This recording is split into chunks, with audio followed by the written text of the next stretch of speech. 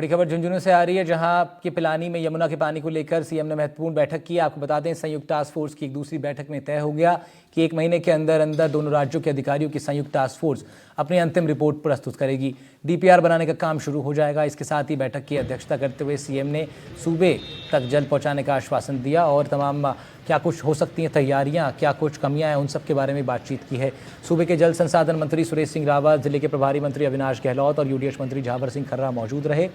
जानकारी दी गई कि लगभग सब चीज़ें तय हैं। बिना कोई ज़मीन अधिग्रहण किए भूमिगत पाइपलाइन से पानी लिया जाएगा।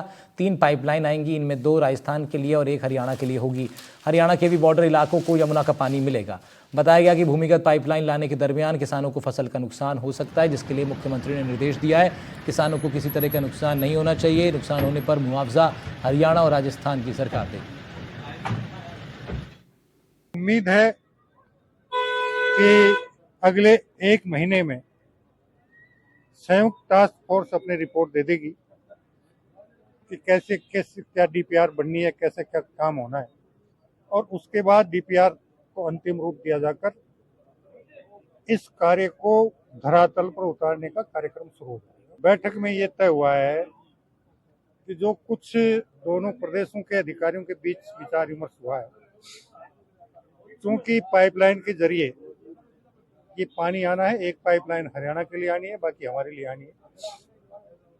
भूमिगत काम होना है, भूमि अधिग्रहण की आवश्यकता नहीं पड़ेगी। हाँ, ये जरूर है कि किसान फसल का मुआवजा मांग सकते हैं कि साहब आपने खोदा, उससे हमारा फसल का नुकसान हो गया। उसको लेकर चर्चा हुई है कि कैसे भी किसानों का नुकसान नहीं होना चाहिए। उनका जो नुकसान होगा उसकी भरपाई राजस्थान सरकार और हरियाणा सरकार मिलेगी। तो मुख्यमंत्री की अध्यक्षता में बैठक की गई। इसमें हरियाणा के भी अधिकारियों की मौजूदगी रही है। उनके साथ संयुक्त बातचीत में ये सहमति बनी है कि बहुत जल्दी इस काम को शुरू किया जाए, डीपीआर तैयार किया जाए और जल्द से जल्द इस पूरी योजना को मुकाम तक पहुंचाया जाए।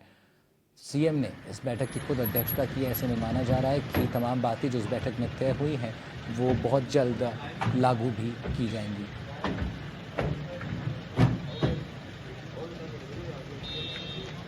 यमुना के पानी को लेकर ये पूरी कश्मकश इस वक्त जारी है।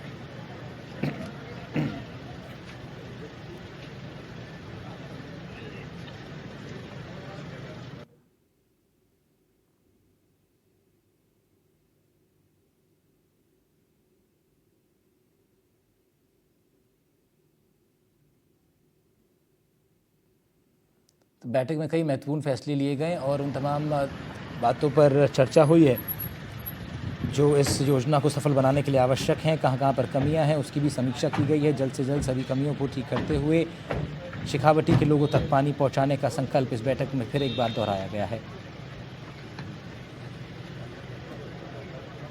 राजस्थान के अधिकारियों की मौजूदगी भी पहले से ही उस सभागार में थी जहाँ सीएम पहुंचे और उनकी मौजूदगी में ही ये तमाम बातचीत अब फाइनलाइज हुई है। इम्तियाज़ अली फोन लाइन पर हमारे साथ हैं। इम्तियाज़, क्या कुछ बातचीत इस बैठक में महत्वपूर्ण निकल के आई है?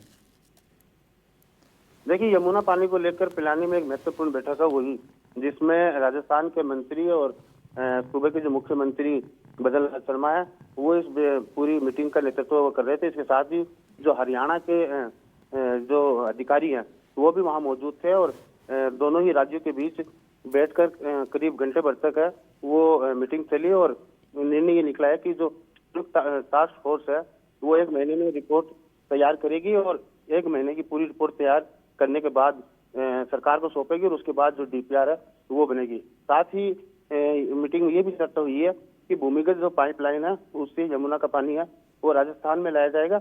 राजस्थान की बात करें तो शेखावटी है वो सर्वप्रथम इसका लाभ है वो मिलेगा। ये मीटिंग के अंदर बात हुई है। अभी फिलहाल मीटिंग होने के बाद जो शेखावटी के लोग हैं उनमें एक खुशी है वो देखी जा रही है। जी ठीक है इम्तियाज़, शुक्रिया तमाम जानकारी के लिए आपका। बढ़ते हैं आगे, अगली बड़ी खबर का रुख करेंगे। सीएम की इस बड़ी बैठक के बाद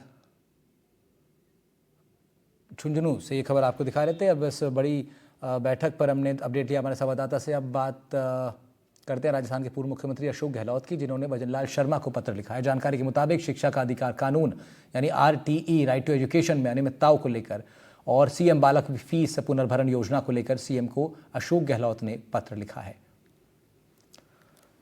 उसकी तस्वीरें हमारे सामने आई हैं। प्रिय श्री भजन लाल जी लिख करके उन्होंने संबोधित किया और ध्यान में कुछ चीज़ें उनके डाली हैं। मेरे पास आए कई अभिभावकों ने बताया कि निजी विद्यालयों में 8वीं कक्षा के बाद इस योजना में प्रवेश नहीं दिया जा रहा है। इसके कारण पता करने के लिए शिक्षा विभाग से जानकारी मिली।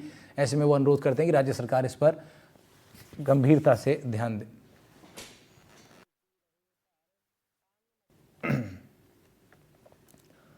बढ़ रहे हैं आगे, अगली बड़ी खबर का रुख करते हैं। अशोक गहलोत द्वारा मुख्यमंत्री को लिखे इस पत्र के बाद अब बात जालौर की, जहां शादी में अफीम परोसने का एक वीडियो सामने आया। नशे के खिलाफ अभियान चलाया हुआ है पुलिस ने और जालौर जिले के निंदाबाज गांव में एक शादी समारोह के दौरान खुलेआम अफीम परोसी जा रही है। वीडियो सामने आने के बाद पुलिस भी सख्ते में आ गई। अफीम घोलकर प्लास्टिक के कप और बोतलों में लोगों को परोसा जा रहा था। बीनमाल पुलिस ने ऑपरेशन नशाविहीन के तहत कार्रवाई की। एनडीपीएस एक्ट के धाराओं में मामला दर्ज कर लिया है। बागोड़ा थाना पुलिस अब इस पूरे प्रकरण की आगे जांच पड़ताल करेगी।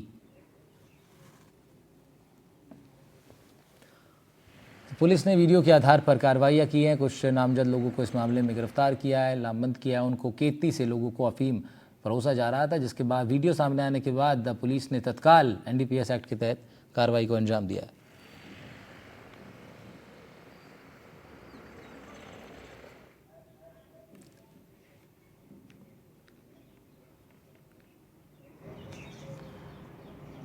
केतली से यहाँ लोगों को अफीम परोसे दी जाने की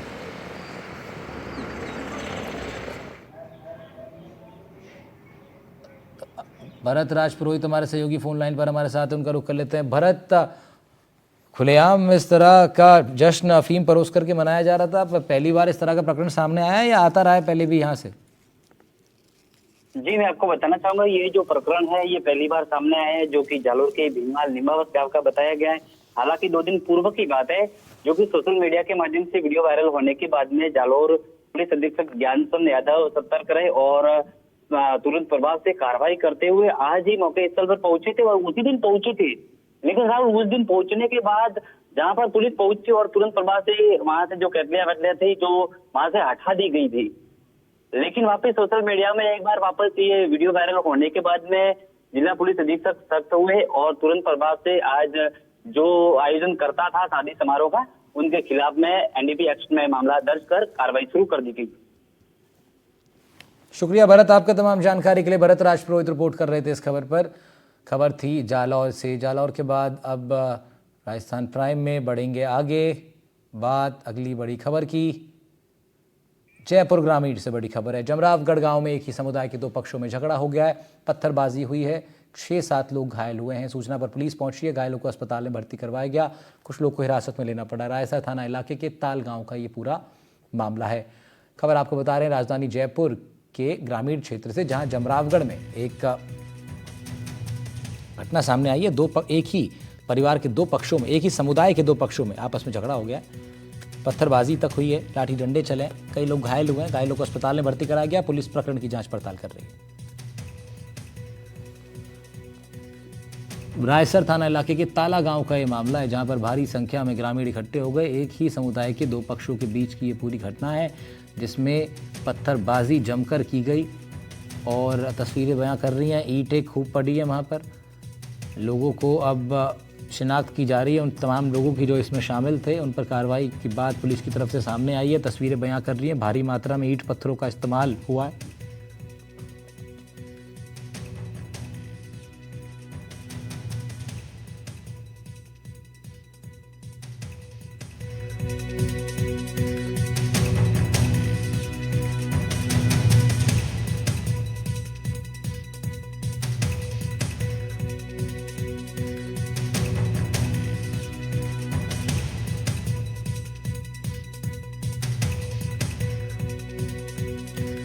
रायसर थाना इलाके के ताला गांव का यह पूरा मामला है, जहां पर एक ही समुदाय के 2 पक्षों के बीच आपस में जमकर पत्थरबाजी हुई है। 7-8 लोग इसमें घायल हुए हैं, अस्पताल में उनको भर्ती कराना पड़ा। पुलिस अब पूरे मामले की जांच पड़ताल कर रही है।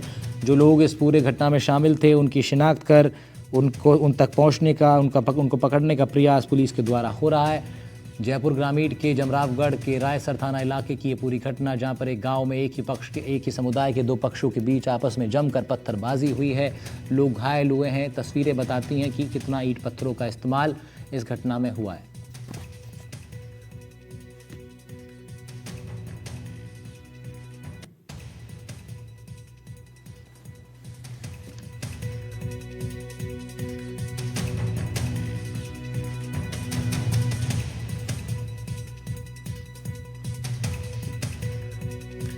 जयपुर ग्रामीण से बड़ी खबर आपको बता रहे हैं, जहां पर जमरावगढ़ में एक ही समुदाय के दो पक्षों के बीच पत्थरबाजी की घटना सामने आई है। जमकर दो पक्षों में पथराव हुआ है, इसमें कुछ लोग गंभीर रूप से घायल भी हो गए। पुलिस अब पूरे मामले की जांच पड़ताल कर रही है।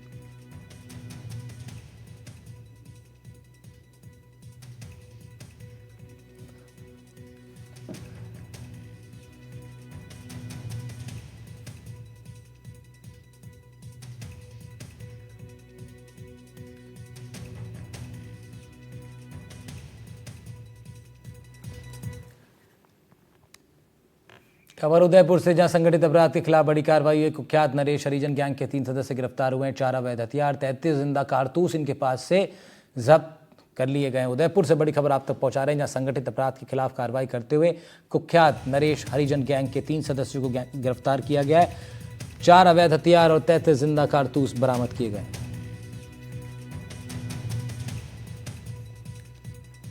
संगठित अपराधों के खिलाफ बड़ी कार्रवाई करती हुई पुलिस की टीम कुख्यात नरेश हरिजन गैंग के 3 सदस्य गिरफ्तार हुए हैं। 4 अवैध हथियार, 33 जिंदा कारतूस इनके पास से बरामद कर लिए गए। उदयपुर से बड़ी खबर आप तक पहुंचा रहे हैं, जहां पर संगठित यानी ऑर्गेनाइज क्राइम के खिलाफ पुलिस की बड़ी कार्रवाई। कुख्यात नरेश हरिजन गैंग के 3 सदस्य गिरफ्तार हुए हैं। 4 अवैध हथियार, 33 जिंदा कारतूस बरामद कर लिए गए।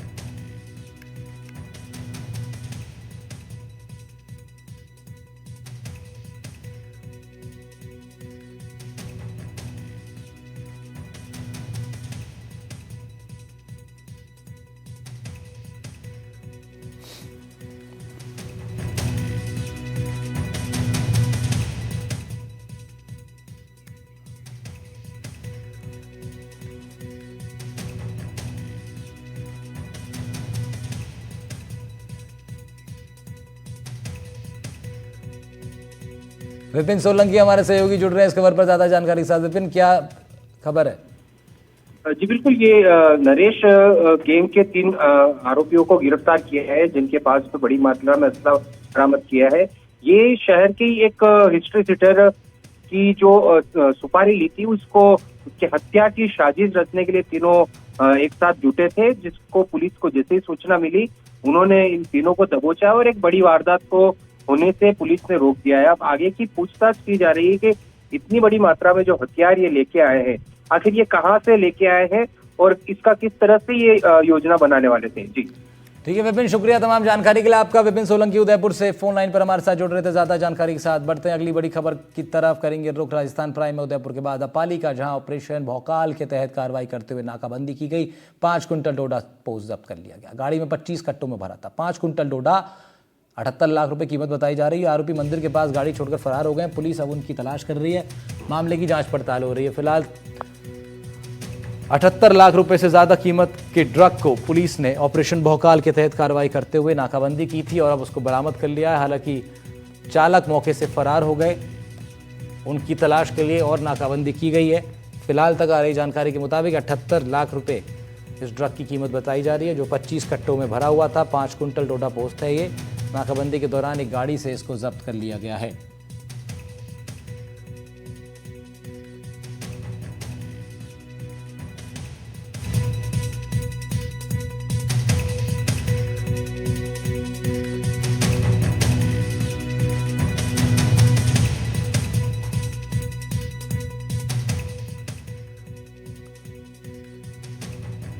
पच्चीस कट्टों में भरा था 5 क्विंटल डोडा पोस्ट। सुभाष हमारे सहयोगी पाली से जुड़ रहे हैं हमारे साथ फोन लाइन पर। सुभाष, क्या कुछ कार्रवाई पुलिस की तरफ से की गई है? देखिए, ये आईजी जो विकास कुमार है, भोकाल ऑपरेशन जो 2 चल रहा है, उसी के तहत ये कार्रवाई की गई है। जिले भर के अंदर ये पूरा ऑपरेशन चल रहा है, जिसके तहत ये सादली थाना पुलिस की बड़ी कार्रवाई थी। स्कॉर्पियो वाहन चालक जो था, तस्कर पुलिस को देख के भागने की कोशिश की थी, लेकिन जब पुलिस ने पीछा किया तो गाड़ी छोड़ करके वो फरार हो गए। तकरीबन 5 क्विंटल जो डोडा मिला, उसकी कीमत बाजार कीमत बताई रही है 78 लाख रुपए से अधिक बताई जा रही है। पुलिस अभी जांच में जुटी है कि ये सब इसका सप्लाई कहाँ होना था, इसका मुख्य सप्लायर कौन है और ये जो वाहन है वो चोरी का है या किसी और के नाम से। जी ठीक है सुभाष, शुक्रिया तमाम जानकारी के लिए आपका। बढ़ते हैं आगे, अब अगली बड़ी खबर का रुख करते हैं। राजसमंद से खबर, तेज रफ्तार गाड़ी ने बुजुर्ग को टक्कर मार दी। हादसे में राहगीर बुजुर्ग की मौके पर मौत हो गई है। घटना का सीसीटीवी फुटेज सामने आया। ग्रामीणों की मौजूदगी वहां पर देखी गई। अधूरी सर्विस लाइन को लेकर ग्रामीणों ने विरोध जताया है, आक्रोश व्यक्त किया है। सूचना पर भीम पुलिस बल मौके पर पहुंचा। भीम थाना पुलिस बल नाकाबंदी के दौरान इकोकारी को जब्त कर लिया गया है। दरअसल एक बुजुर्ग सड़क पार कर रहे थे, इस दौरान ये हादसा हो गया।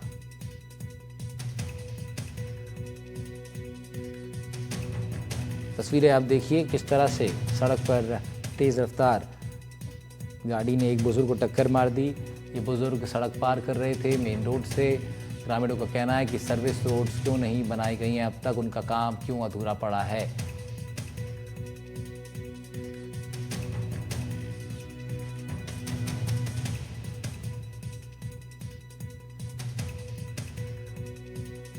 तरुण जोशी हमारे सहयोगी फोन लाइन पर हमारे साथ हैं, उनका रुख कर लेते हैं। तरुण, एक और हादसा इस जगह पर हुआ है, ग्रामीण कह रहे हैं सर्विस लेन होनी चाहिए, क्यों अधूरा पड़ा है सर्विस लेन का काम? देखिए, ये जो सड़क है, क्योंकि उदयपुर से लेकर के जो अजमेर तक की सड़क है वो अलग अलग किस्तों में बनी थी। सबसे पहले ये गोमती चौराहे पे रुकी और गोमती चौराहे से लेकर के ब्यावर का काम अभी हाल ही में शुरू हुआ है। और जिस तरह से जानकारी मिल पा रही है उसमें ये जो ठेकेदार था वो डिफॉल्टर होने के चलते पिछले 3 महीने से काम बंद पड़ा हुआ था और अधूरे काम के कारण इस तरह की घटनाएं पेश आ रही है। जी शुक्रिया तरुण आपका तमाम जानकारी के लिए। बढ़ते हैं आगे, अगली बड़ी खबर का रुख करेंगे। राजस्थान प्राइम में अब राजसमंद के बाद सवाई माधोपुर की बात, जहां अवैध बजरी वाहनों से घटित होने वाले हादसों पर लगाम नहीं लग पा रहा है। अवैध बजरी वाहन सड़कों पर यमराज बनकर दौड़ रहे हैं और अब तक कई 100 लोगों की जान ले चुके हैं। ऐसा ही एक मामला सामने आया। अवैध बजरी से भरी ट्रैक्टर ट्रॉली की टक्कर से बाइक सवार पिता पुत्री घायल हो गए। उपचार के दौरान उनकी मृत्यु हो गई। कुंडेरा श्यामपुर सड़क मार्ग पर जाम लगाकर प्रदर्शन लोगों द्वारा किया गया है। पीड़ित परिवार को मुआवजा देने की मांग है।